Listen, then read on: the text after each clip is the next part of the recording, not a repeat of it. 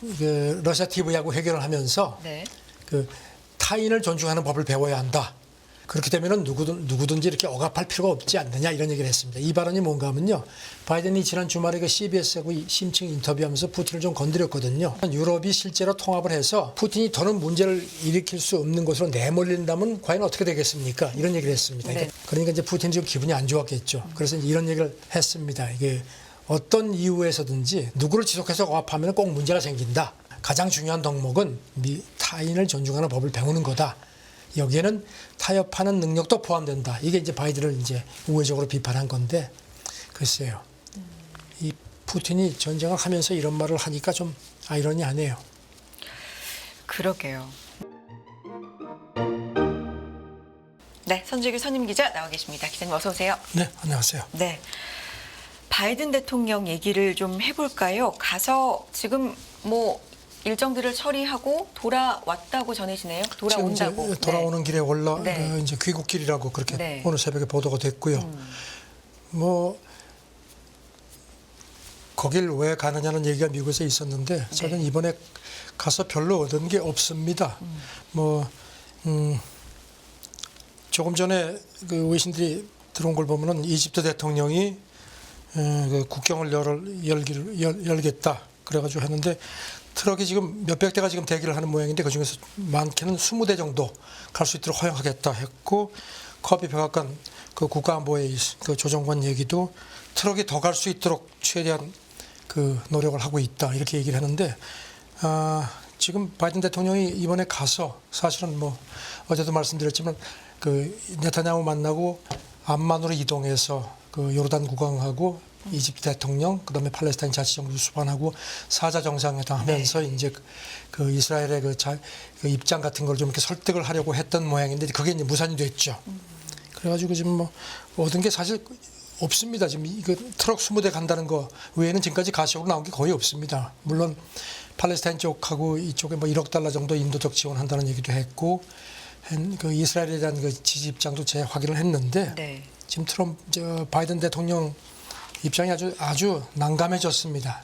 그런 가운데 지금 조금 전에 트럼프가 뉴욕에서 그 재판에 참석을 하고 나와서 기자들한테 이 이스라엘 사태가 이렇게 이 상황인데 무슨 생각을 하냐 그랬더니 지금 이스라엘을 방문하는 걸 검토하고 있다. 또 이렇게 얘기를 하네요.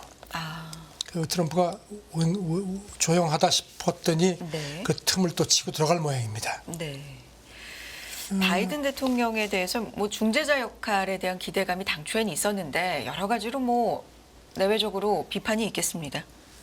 예, 그렇습니다. 지금 네. 뭐 그런 상태고요. 그리고 이제 그 지금 병원 그 공격에 대한 그 누가 했는지에 대한 거 계속 지금 뭐 진실 게임 양상인데요.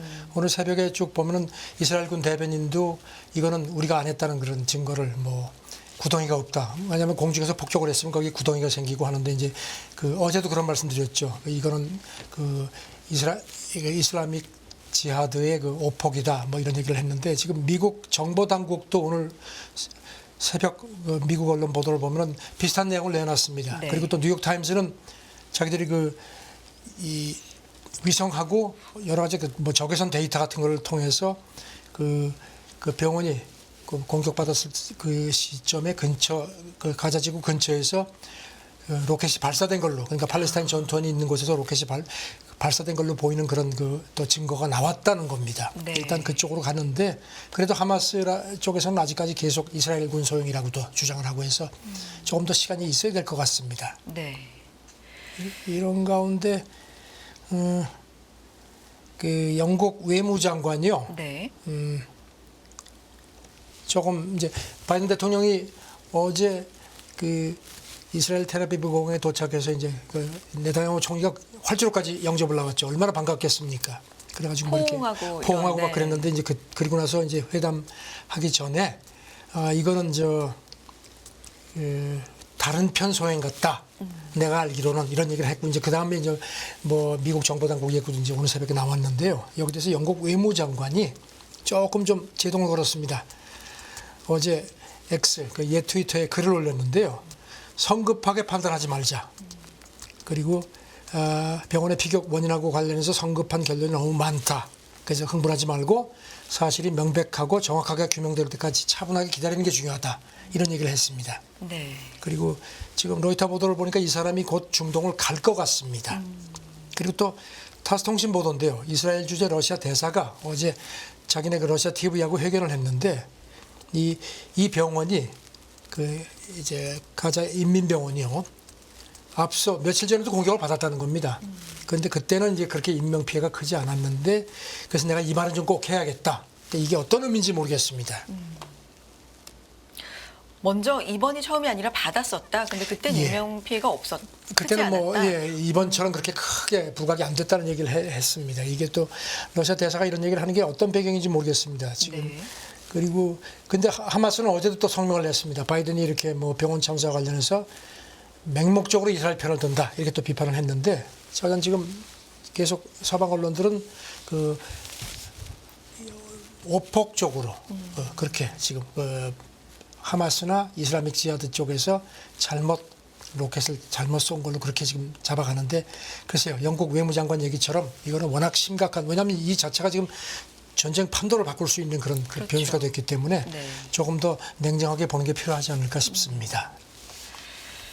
그렇군요. 지금 뭐 사실 바이든 대통령은 하마스 소행으로 보인다라고 약간 분명한 어조로 자기가 보기에는 그렇다고 자기가 얘기했습니다. 생각하기에는 예. 본인이 아는 바로는 뭐 이런 근데 뭐 얘기를 미국 대통령이 그렇게 했는데. 공개적으로 또 얘기를 했는데 네. 그게 뭐 그냥 뭐 아무렇게나 얘기한 건 아닐 것 같고요. 저는 그래도 아직까지는 조금 더 좀 지켜보는 게 좋지 않을까 싶습니다. 그렇지만 국제사회 여러 편에서는 좀 신중해야 된다. 예. 성급하게 판단하면 안 된다라는 얘기도 지금 나오고 있는 상황이군요. 네. 헤즈볼라가 참전할 경우에 미국이 군사력을 사용할 가능성을 논의 중이다. 이런 얘기도 그러니까요. 있네요. 지금 네. 이제 이 병원 그 참사 터지고 해서 지금 그 바이든 대통령 어떻게든지 가가지고 좀 확전 막으려고 했고 그래서 이제 아랍 쪽하고도 이렇게 정상회담도 계획을 했는데 이제 무산이 됐거든요. 그런 상태에서 지금 이제 관심은 과연 이게 이제 확전이 될 거냐는 그 이제 그쪽으로 이제 다들 관심이 모여 있는데 백악관도 그 대비를 하는 것 같습니다. 그 미국 인터넷 매체 악시오스의 보도인데요. 그 백악관에서 그동안에 몇 차례 회의를 했다는 겁니다. 그러면서 헤즈볼라가 지금도 헤즈볼라하고 이스라엘군이 좀 간헐적으로 충돌을 하고 있는데 본격적으로 가세를 하면 이제 특히 이번 병원 참사 때문에 이제 헤즈볼라가 좀 화가 잔뜩 났다 이거죠. 그래서 그럴 경우에는 이제 미국이 어쩔 수 없이 개입을 할 수 있을 가능성에 대비를 하고 있다는 겁니다. 지금 아시다시피 미국은 동지 중에 그 이스라엘 근처 해역에 그 항공모함 전단 2개를 보내놓은 상태고 그 다음에 또 어제도 말씀드렸지만 미군 한 2,000명 정도를 뽑아가지고 지금 뭐 대기시키고 있다는 네. 그 미확인 보도도 나왔는데 거기 더해서 이제 이런 건데 지금 미국 그 악시오스 보도를 보면요. 그 미국이 그동안에 직감적으로 이란하고 헤즈볼라 쪽하고 이렇게 접촉을 한 모양입니다. 그래서 그랬더니 이제 그쪽 반응이 우리도 확전을 원치 않는다. 하지만 가자 지구에서 저렇게 계속 저런 식으로 되고 특히 이스라엘이 지상군을 집어넣으면 그때는 우리도 어쩔 수 없다. 뭐 이런 식의 반응이 왔다는 겁니다. 그러니까 이제 백악관이 이제 이거를 근거로 해서 가능한 한 이제 좀 이렇게 확전을 안 시키려고 해서 이제 이번에 아마 네타냐후도 그 바이든 대통령이 만났을 때도 뭐 이스라엘을 뭐 자유권 지원한다, 뭐 끝까지 돕겠다고 했지만 그 공개되지 않은 부분에서는 확전 자제하도록 그러니까 과다한 보복하지 말도록 그렇게 압박을 했을 거라는 관측이 지배적이거든요. 그래서 지금 그런 상태인데 저는 지금 이제 미국은 어떻게든지 이제 막으려고 하는 것 같고 그다음에 미국 의회도 공화당 소속 그 하원 외교위원장이 그저께 CNN 인터뷰에서요. 네. 그 필요한 유사시에 미군 파병을 준비하는 그 법 초안을 지금 마련하고 있다. 그러면서 이 사람 얘기가 그걸 표결에 붙일 일이 없길 바란다. 이게 이제 방점입니다. 그러니까 미국 의회도 확전을 좀 막으려고 이제 이란에 대해서 미국이 지금 완벽한 준비를 하고 있으니까 섣불리 개입하지 말라고 이렇게 계속 이렇게 경고 신호를 주는 걸로 보입니다. 네. 이스라엘의 지상군 투입에 대한 가능성은 여전히 살아있는 상황인데 뭐 일부 보도 보면은 바이든 대통령이 떠나고 나서 뭐 가능성이 있다 뭐 이런 얘기도 좀 그리고 또 뭐 나오고요. 또 보니까 또 네. 뭐 일부에서는 뭐 이스라엘군 뭐 관계자 얘기라고 하는데 우리가 뭐 플랜 B도 준비하고 있다 뭐 이런 얘기가 또 나왔다는 겁니다. 그게 이제 지상군 투입보다는 뭐 이를테면 뭐 이제 뭐 폭격을 더 강화한다든가 그런 건데 지금 글쎄요. 지금 일단 바이든 대통령이 이제 떠났으니까 이스라엘이 이제 어떻게 할지를 이제 그게 이제 포인트겠죠. 네. 이런 가운데 이란 외교장관이 이제 아랍권에 이스라엘을 공동 제재하도록 요청했다라는 얘기 있습니다. 네, 어제 리야드에서 이슬람 협력기구 네. OIC 그 외무장관 회의가 긴급 소집됐습니다. 거기 가서 이란 외무장관이 아랍권이 공동으로 제재를 하자. 네. 그러니까 석유 같은 것도 금수하고 이렇게 하는 거예요. 해도 제의를 했고요. 그리고 이제 아랍국들이 자기네 그 나와 있는 이란 대사를 추방해달라 뭐 이런 얘기도 했고요. 그리고 이제 이스라엘의 그 가자지구 그 전쟁 범죄를 입증할 범이스라엘권 변호인단도 구성합시다 이렇게 제의를 했다고 합니다. 네. 헤즈볼라는 지금 뭐 화가 잔뜩 났습니다. 그 병원 참사 이제 분노하면서 이제 18일 어제를 분노의 날로 선언을 했습니다. 그러면서 그 국제사회에 있는 모든 아랍 사람들이 권고해달라. 그래서 그런지 어제 베이루트하고 암만에 있는 미국 대사관 앞에서 뭐 굉장히 격렬한 반미 반이스라엘 시위가 있었습니다. 네. 헤즈볼라하고 이스라엘군은 계속 충돌을 하네요. 그저께도 또 그 이스라엘 쪽 주장은 그 레바논에서 넘어오는 헤즈볼라 하고 그 교전을 해서 5명을 죽였다 이런 얘기를 하는데요. 지금 뉴욕타임스 분석은요. 지금 사실 몇 차례 말씀드렸지만 하마스보다 헤즈볼라가 훨씬 군사력도 우월하거든요.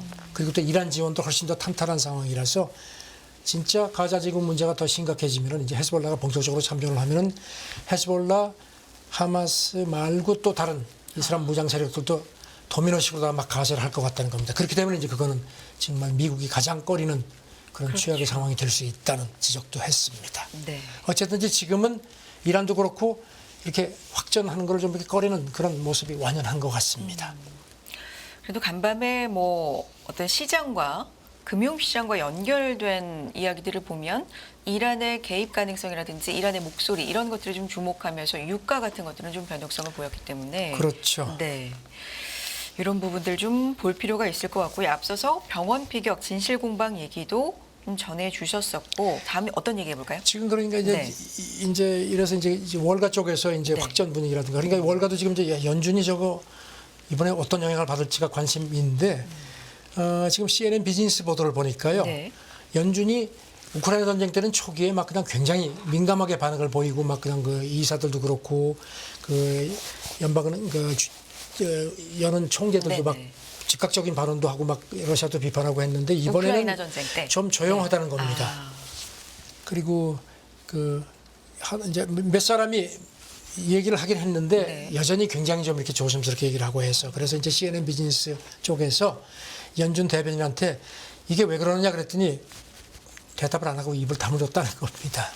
그래서 지금 이제 일단 CNN 비즈니스 분석은 일단 그 원유 수출국들이 아니지 않습니까? 이스라엘도 그렇고 지금 뭐 팔레스타인도 그렇고 직접적으로는 아니죠. 그렇죠. 네. 러시아 같은 경우는 이제 사우디하고 똑같이 세계 양대 산유국이기 때문에 그 당시는 즉각 반응을 보였는데 이번에는 조금 그래서 좀 더 지켜보는 거다.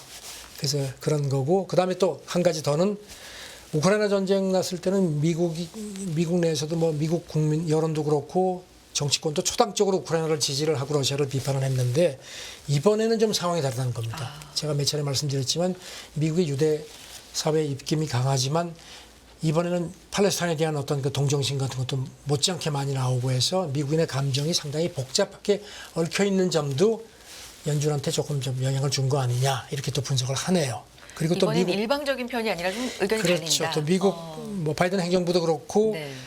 이번 중동 충돌에서 어느 한쪽 편을 드는 거를 좀 꺼리는 그런 분위기가 많다는 겁니다. 그래서 이런 여러 가지 그 요소들이 연준으로 하여금 조금 신중하게 접근하게끔 만드는 것 같다. 그렇게 얘기를 합니다. 네. 좀 위험성을 과소평가하는 게 아니냐라는 그래요. 예, 우려도 그렇습니다. 있지만 예, 근데 뭐 그런 근처로는. 지적도 있습니다. 네. 그러니까 제이미 다이먼, 그 JP 모건 CEO 네. 같은 경우는 야 이거 연준이 저렇게 하면 안 되는데 이런 지적을 했습니다. 이 사람 얘기는 전 세계가 몇십 년 사이에 가장 위험한 시기를 맞고 있는지도 모른다. 네. 그런데 연준이 저렇게 계속 관망세를 갖고 있는 거는 자기가 볼 땐 걱정스럽다. 그리고 또 그 컨설팅사 그 EY 파르테논 그 수석 그 이코노미스트 얘기도 비슷합니다.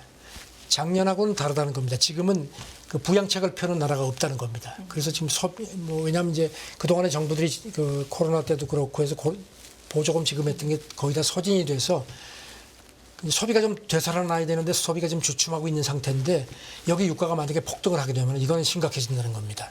그래서 이렇게 되면은 중앙은행들이 그 추가 금리 인상 가능 그래서 그동안은 이제 금리 인상 대충 끝나지 않았느냐는 그런 이제 그 판단들을 시장이 많이 했는데 그런 시장이 그 판단이 전반적으로 달라질 수밖에 없는 상황이 올 수도 있다. 그런 또 지적도 합니다. 네. 뭐 우크라이나 전쟁도 아직 끝난 게 아니라 지금 지구상에서 두 개의 분쟁, 그렇죠. 근데 전쟁이 이제 지속이 우크라이나 되고 전쟁도 있는데 지금 뭐 계속되고 있는데 지금 그렇죠. 이것 때문에 지금 가려져 있는 셈이죠. 네. 그런데 연준의 반응이 우크라이나 전쟁 초기와 지금은 좀 다른데 그 분석들이 좀 여러 가지로 나오고 있군요. 그렇습니다. 네. 다음 얘기를 좀 해보겠습니다. 1대1로 정상 포럼 얘기 좀 할까요? 어제 10주년 정상 포럼 개막식 그 베이징에서 이제 열렸고 이제 오늘 그 시진핑이 개막식 연설을 했습니다. 네. 뭐 예상대로 개독도를 상대로 해서 우군다지기에 초점을 맞췄고 특히 개독 국가들하고 함께 현대화에 나서겠다. 중국 혼자만 현대화하는 게 아니다. 같이 가자. 그리고 또 예상대로 일반격 제재, 경제적 압박, 디커플링 반대한다. 이건 미국에 또 견제구를 던졌습니다. 네. 여기서 이제 어떤 중요한 연설이 있을 때 어떤 단어를 많이 말하냐 그렇죠. 이거 세잖아요. 네. 그게 이제 어떤 네. 의미가 있는데 보니까 한 26분 정도 연설을 했는데 네. 협력이란 표현을 34번 정도 언급했다는 점을 이제 외신들이 주목을 했습니다. 네. 그러면서 이제 아까 말씀드린 중국 혼자만 현대화하는 게 아니다. 그러면서 평화발전, 호혜협력, 공동변형 이건 중국이 항상 얘기를 하죠. 이 세 가지를 함께 현대화의 그 모토로 삼겠다. 그리고 이제 또 좀 이렇게 앞서가는 국가들이 잠시 뒤처진 국가들을 도와야 한다. 이제 그런 얘기를 하면서 이제 각국의 현대화 실현 노력도 우리가 적극적으로 돕겠다고 했습니다. 그리고 이제 그동안에 중국이 그 1대1로 하면서 그 개도국들을 부채 덫에 빠뜨린다는 비판이 많았거든요. 그걸 의식한 것 같습니다. 네. 앞으로는 1대1 협력이 그동안은 큰 그림이었는데 이제 세밀한 그림 단계로 들어갔다. 이렇게 하면서 랜드마크 프로젝트, 뭐 작지만 아름다운 민생 사업 같은 거를 통합적으로 추진하겠다는 새로운 구상도 내놨는데 이게 이제 그 서방의 비난을 의식한 것도 그렇게 풀이가 됩니다. 얼마 전에 뭐 중국 공항 이런 얘기 네. 있었잖아요. 어느 나라였죠? 네팔 공항이요. 네팔 네, 공항 네. 그렇죠. 뭐 그런 것들도 좀 의식해서 이런 얘기를 하지 않았나라는 또 분석이 있군요. 네, 푸틴과의 만남도 사실 이게 됐잖아요. 하이라이트였거든요. 네. 그래서 어제 만났고 그다음에 뭐 예상대로 뭐 우리는 친구다 뭐 하고 뭐 아주 뭐 그런 우위 더 깊다 하면서 이제 거기다가 근데 크게 뭐 이렇게 주목되는 건 제가 보기엔 별로 없고요. 그냥 지금이 어렵다 이럴 때는 긴밀한 외교 정책 협조가 더욱 중요하다는 얘기를 강조했고요. 네. 그다음에 서로 중국하고 러시아가 역사의 대사를 정확히 파악해서 함께 힘을 보태자 뭐 이런 얘기도 했습니다. 네. 그리고 이제 관심이 이제 이번 중동 사태를 논의를 했을 텐데 푸틴이 어제 이제 한 2시간에서 한 3시간 정도 꽤 많이 만났습니다. 시진핑 만나고 나서 이제 단독 회견을 했는데 거기서 중동 정세도 자세히 논의했다.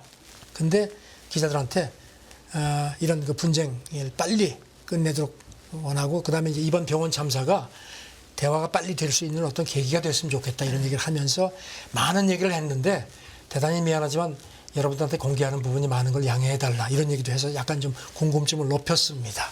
아, 공개할 수 없는 부분이 많다. 네. 네. 북한하고 러시아 문제도 아마 논의를 한 것 같은데 얘기를 안 하네요.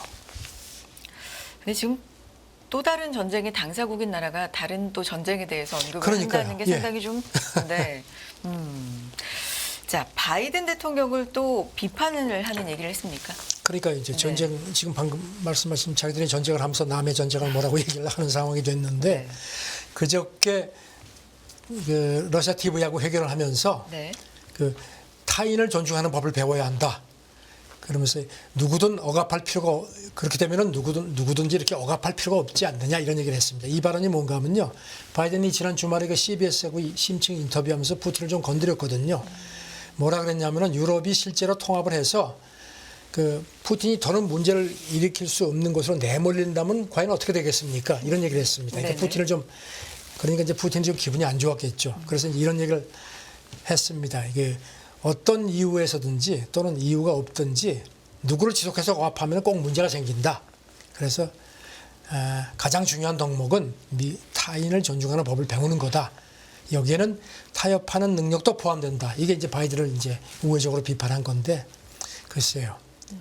이 푸틴이 전쟁을 하면서 이런 말을 하니까 좀 아이러니하네요. 그러게요. 시진핑과 푸틴의 만남에 좀 주목을 했었는데 거기서 나온 이야기들 전해주셨고요. 멕시코 얘기까지 좀 해볼까요? 쿠바에 멕시코가 전폭적인 지원을 약속했습니까? 어떤 얘기죠? 쿠바 대통령이 그저께 정례회견을 했는데요. 쿠바에 석유를 포함해서 지원을 하겠다. 그러면서 지금 멕시코 같은 경우는 멕시코도 산유국입니다. 네. 지금 뭐 이 연말이면 하루 한 200만 배럴 정도 생산할 것 같은데 얼마를 줬는지는 얘기를 안 하는데 지금 외신 보도를 보면은 지난 8월부터 석유가 몇 차례 간 모양입니다. 그냥 이렇게 무상 제공을 한 모양입니다. 네. 이 사람 얘기는 지금 멕시코가 쿠바가 그동안에 베네수엘라에서 석유를 많이 지원받았는데 베네수엘라가 지금 자기네 코가 석자거든요. 그렇게 좀 제재. 많이 줄었습니다. 네. 그러니까 이제 쿠바 연료난이 심각하니까 네. 그것 때문에 이제 줬다고 하면서 그랬더니 이제 기자들이 그렇게 하면 미국이 가만히 있겠습니까? 그랬더니 미국 정부 존중한다. 하지만 멕시코는 주권 국가고 우리가 알아서 하겠다. 뭐 미국의 제재도 뭐 신경 안 쓴다는 얘기를 강조를 했습니다. 자, 여기까지 듣도록 하겠습니다. 국제뉴스 워싱턴이 선재규 선임 기자와 함께했습니다. 기자님 말씀 고맙습니다. 감사합니다. 네.